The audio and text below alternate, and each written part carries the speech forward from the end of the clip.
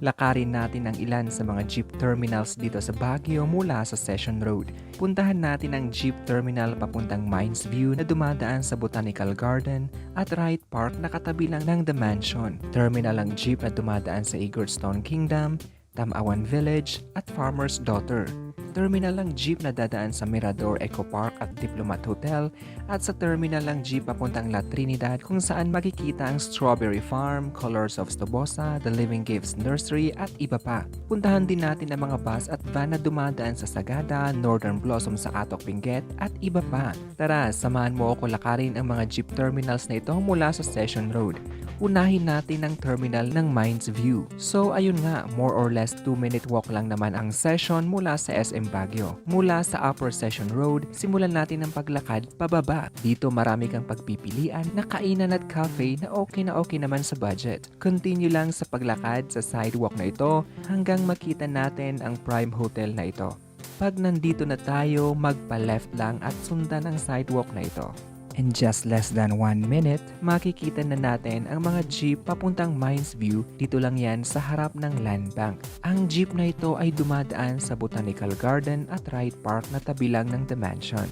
Didiretso ang jeep na ito sa Mines View kung saan natin makikita ang Mines View Park na punong-puno ng pasalubong at ang Good Shepherd na sobrang sarap ng ube na perfect din pampasalubong.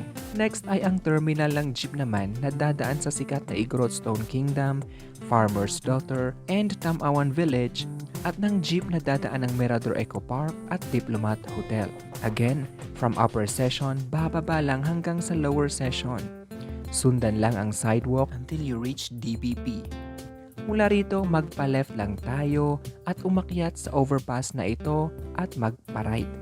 Dito makikita ang Abanao Square at dyan tayo papasok sa kalsadang ito. Baba lang tayo from the overpass, sundan ang sidewalk, mag-cross lang, sundan ang sidewalk na ito at magpa-left. Ito ang Kayang Street. Dito marami tayong makikitang jeep at ilan rito ay may sulat na Lourdes Dominican. Ito ang dadaan ng Mirador Eco Park at sa Diplomat Hotel.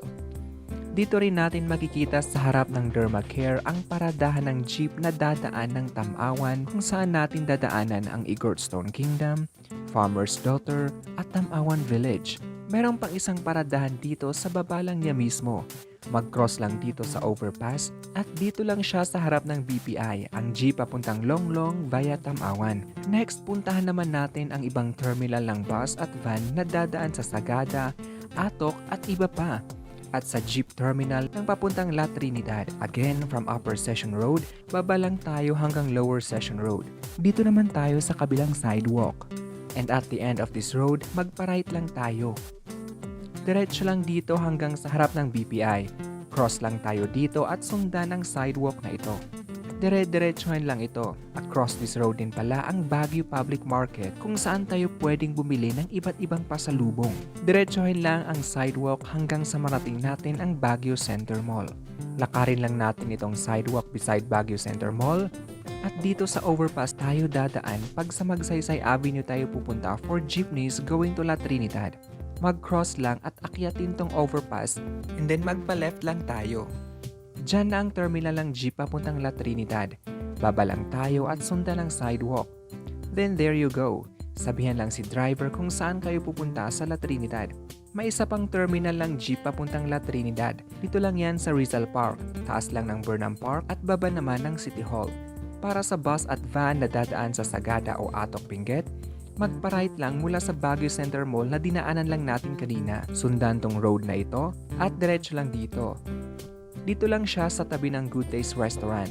May van at bus dito papuntang Cayapa, Vizcaya, Atok Benguet, Pucod Benguet para sa mga gustong mag-DIY sa Mount Pulag, Sagada at iba pa.